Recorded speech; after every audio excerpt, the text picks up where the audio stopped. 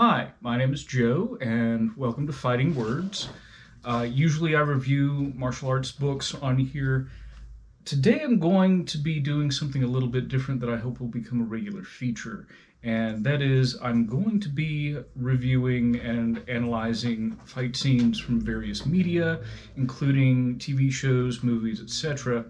I'm in my big comfy chair today, so I can lean back and check it out. My cat Harper is joining us. She doesn't know whether she wants to be inside the room or outside the room. Anyway, for the inaugural episode of Media Fight Mondays, I've chosen Blood on the Sun, which is a James Cagney flick. He actually had a judo background. So, anyway, let's check out the fight.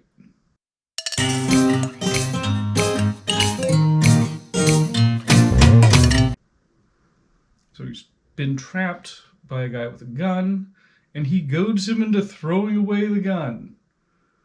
Whoopsie daisy. So, rips open the guy's jacket and throws right cross, takes off his own tie, which is a good idea. And somehow they've locked up, and Cagney executes a Seo Nage onto a table.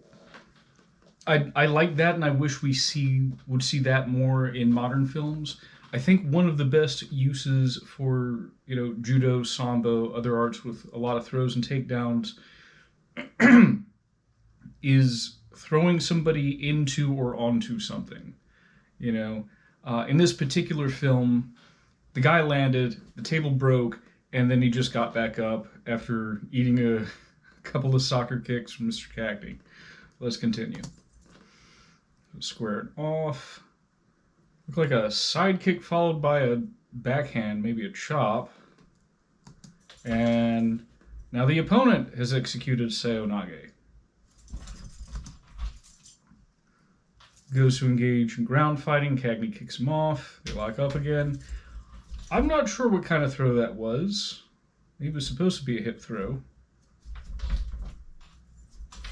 He's just sort of like lifting him up, and Cagney's taking the fall. And that was some bad editing, because he fell feet first, but when it cut, he was falling back head first. Chair gets thrown, and Cagney rolls, and I don't know, does some frenetic striking. Ooh, Tomoe Nage, stomach throw. Cagney kicks him off again. They're squared up. So headlock takedown into a scarf hold. The guy's trying to I can't tell if he's just smacking the back of his head or trying to beat his face into the ground from that position. And then he rolls him across his body. That's actually a pretty classic escape from scarf hold. Now they're getting back to their feet. Another grab, another throw. Ooh, and now an armbar attempt of Juji Gatame, and he gets kicked in the nose.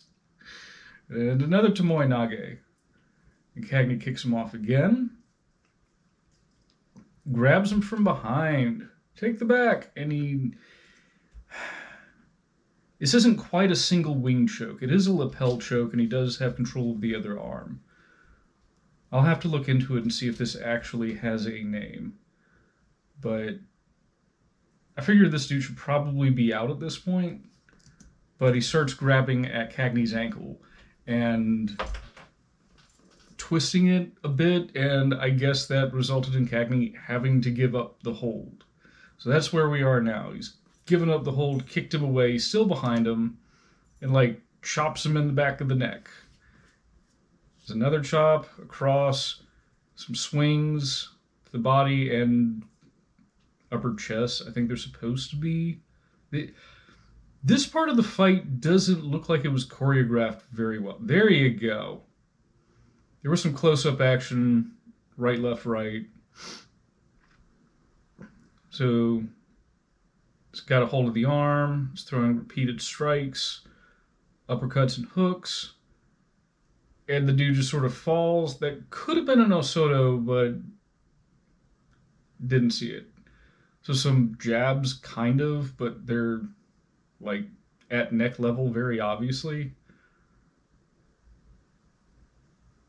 I don't really like the strikes in this. Yeah, they're just he's just sort of like poking him underneath the chin with his fist. So that was that for that fight. I there are parts of it that I liked. I think this was probably the first exposure of judo as a fighting method in a movie, and I think it did some things very well. You know, I like the throws. I like the fact that they were getting thrown into and onto things. Um, in professional wrestling terms, they weren't really selling a whole lot.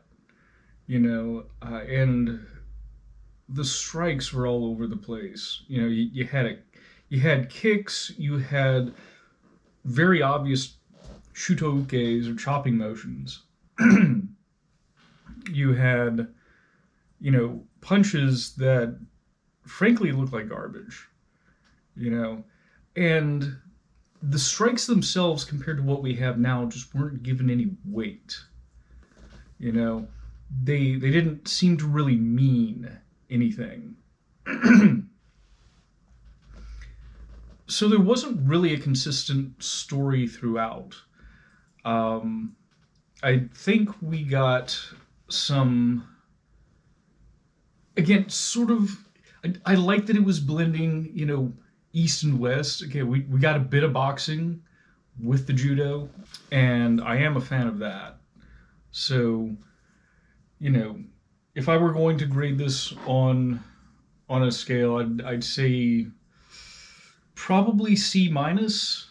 You know, it gets most of its points, most of its credit for, you know, utilizing judo at a time when it really wasn't utilized. Um, but as far as fight choreography goes, this didn't really tell much of a story. You know, like I said, the strikes didn't have any weight. There was no obvious escape from that rear choke position. The guys were falling into table. You know, like there's blood coming out of their mouths and they're, you know, getting roughed up. But again, as far as like responding to, oh, that was a hard shot, I better grab my jaw. You know, I think we saw that briefly after Cagney got kicked in the nose in that armbar escape. And I think this scene, you could take the scene and you could take the parts of this scene, and I think you could create a better fight out of it.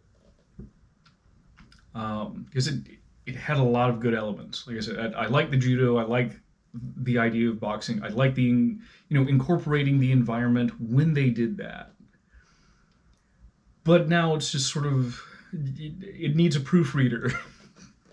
It needs somebody to go like, okay, but when you got slammed into that table, then what? And again, seeing things from sort of a professional wrestling perspective. Hello, Harper! Hello, baby! Harper likes to chase shadows on the ground. Anyway.